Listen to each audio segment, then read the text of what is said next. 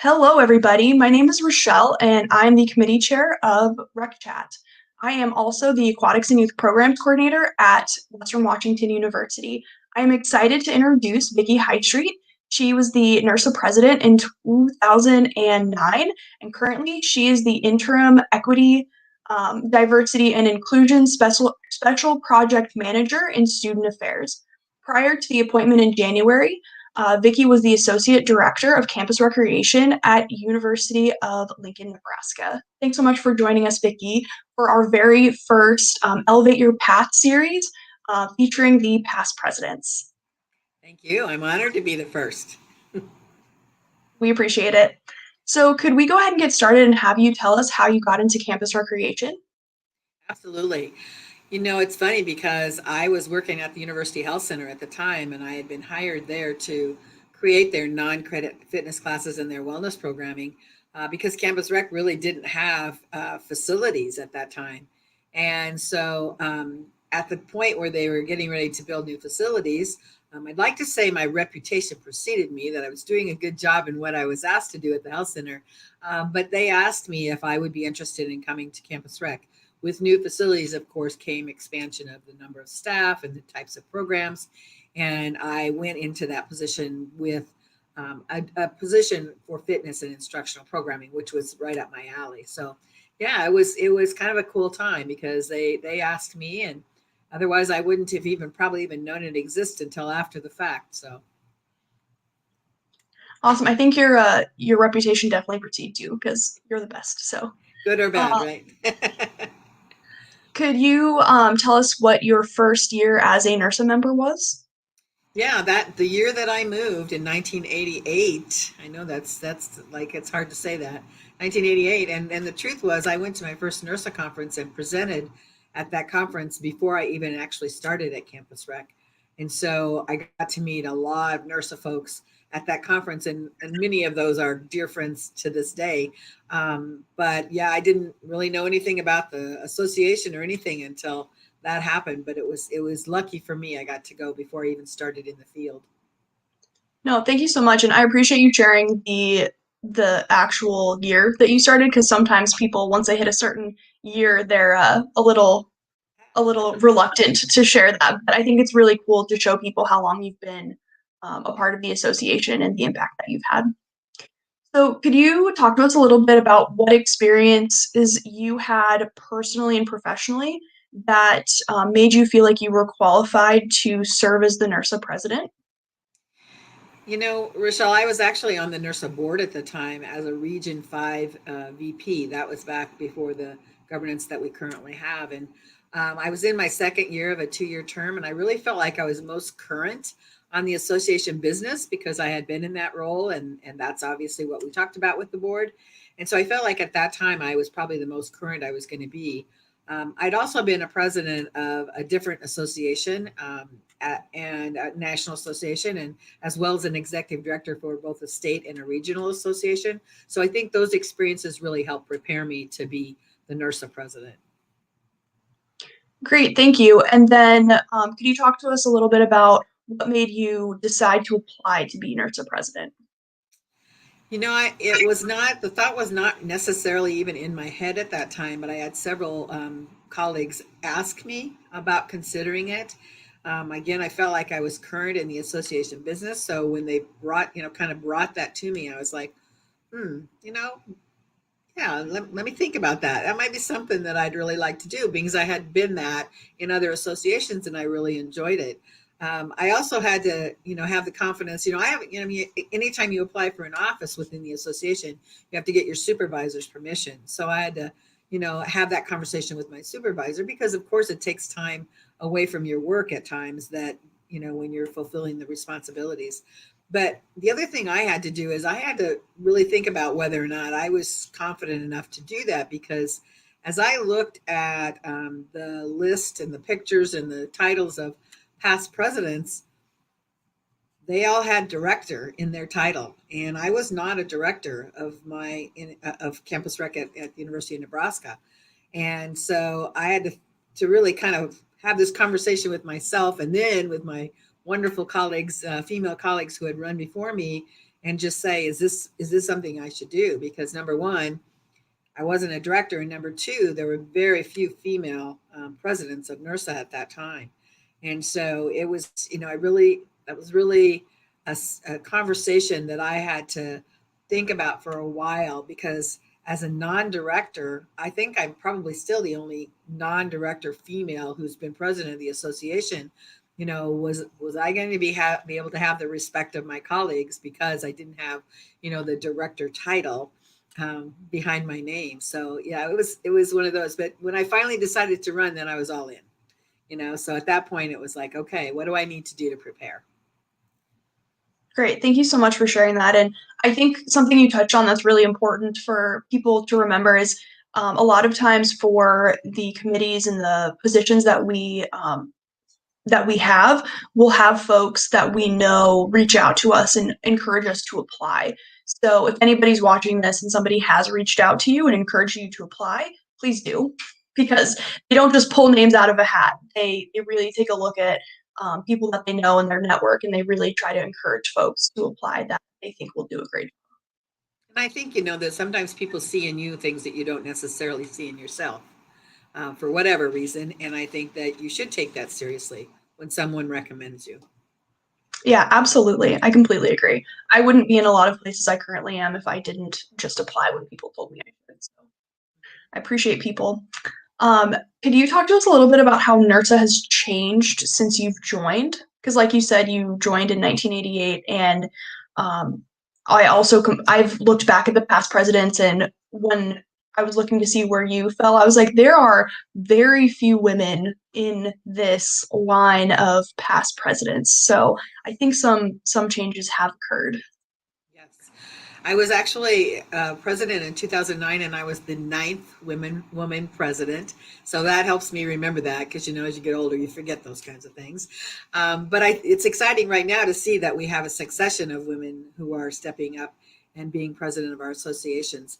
I think probably the most exciting thing that I see in changes, and a little bit selfishly, is the year I was president, we had the opportunity to vote on our current governance.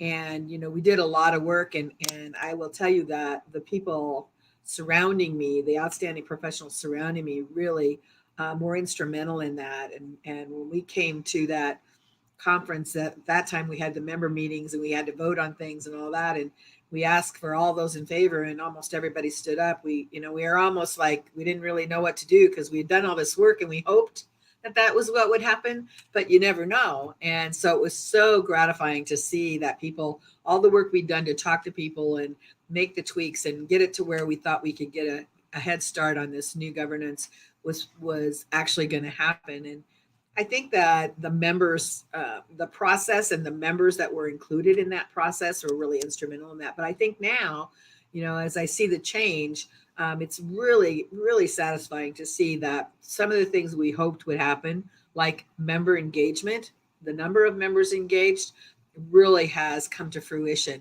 The leaders continue to evaluate and rework to be sure that we're, able to support and advocate for our, not only our professionals, but our students and our profession in general. And I think, again, selfishly, it's existing to see how this changes as enhanced the engagement of our members at all levels.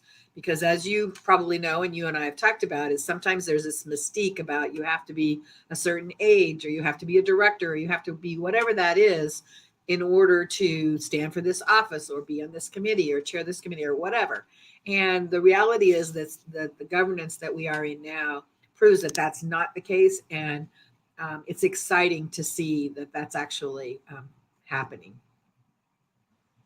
Yeah, I completely agree. And this is the only system I know, because I think I came into it in 2012. So 2011, 2012. So yeah, it's cool to hear kind of the history of like what you all fought for and the changes that have been made. So that's really cool. What excites you about Nurse's future? Well, young professionals like you, we have this outstanding role models that are leading our association today, and they really show how valuable it is to gather input from all levels of the profession. to tap into your skills and your knowledge to keep us moving forward and staying on the cutting edge. And I think watching that engagement of the membership again, especially as we've found ways to be engaged that are not considered normal to the past, where we spend all this time now in front of a screen. But I'm excited the part of that I'm excited about in that is that we're having conversations with people that we've never met before and we may never have met because of the way we're asked to communicate now. And I think that this has really brought the association membership closer, and it's built trust to enhance all these conversations, which in turn to me enhances what we go back and do with our departments in our programs and services. Great, thank you. Would you mind sharing with us what an impactful lesson that you learned through your leadership during your time as president is? You know, Rochelle, I'm one of my strengths is includer, and I think it really the to include many voices as you go through the process is really important. We're all so unique in our thinking, and the next best idea often comes from that least expected person or conversation. And I just think being inclusive is probably the biggest lesson that we learn when we include others. The ideas become bigger and better than we ever thought they would be. Great, thank you. And then what has your favorite committee or position been that you've held within NERSA? That's a tough one. I think because there were so many. If I have to choose, if you're making me choose, I'm going to say first of all, I love being a faculty member, and I loved that because I really enjoy working professionally and personally with the development process of young professionals, and so that to me was really gratifying. I loved advising the students as part of the member network. Oh my gosh, that's just was so rewarding.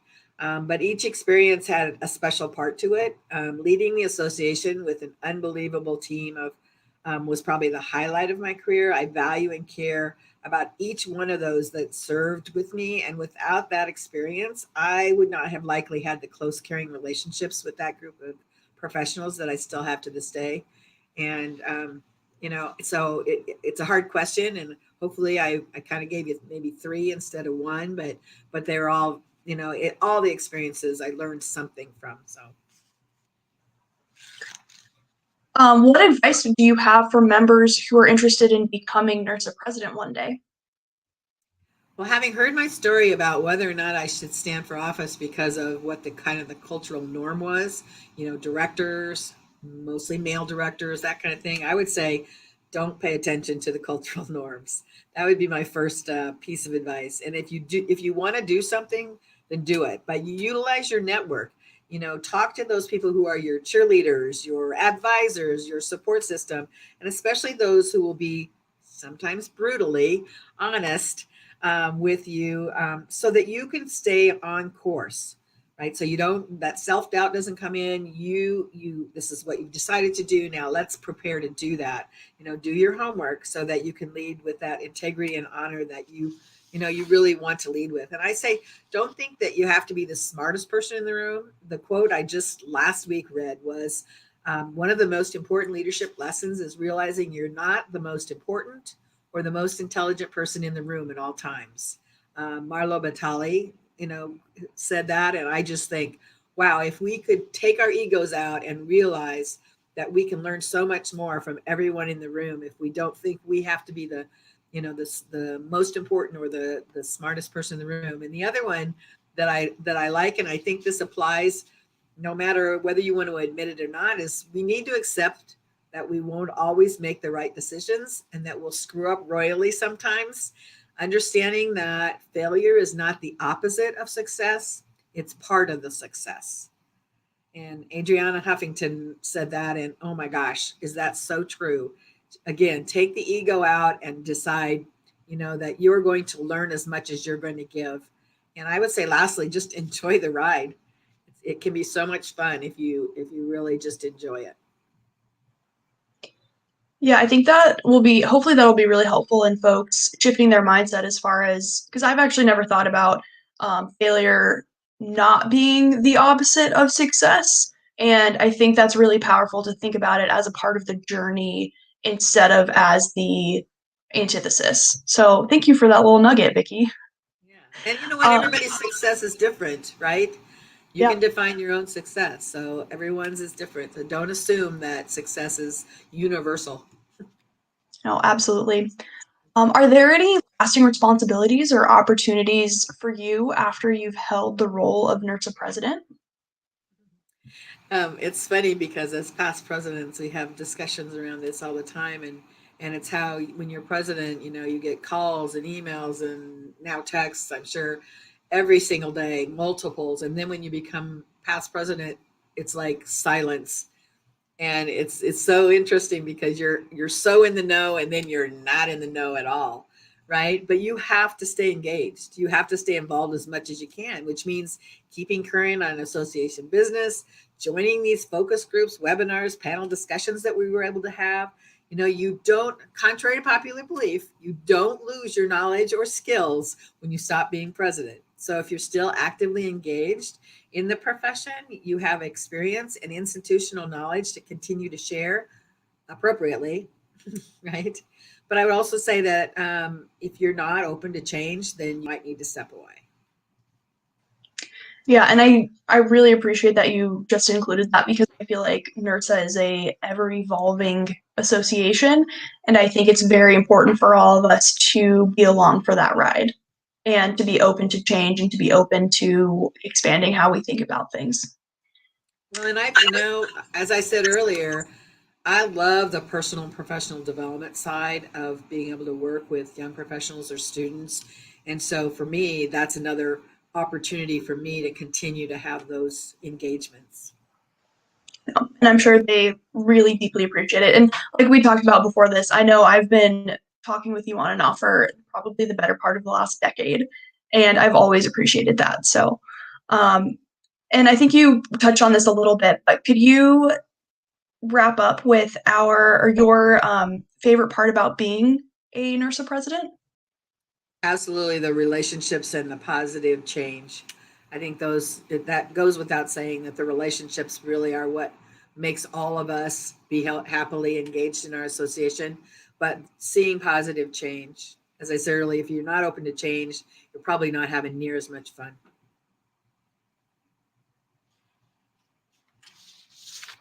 Absolutely. Thank you so much, Vicki.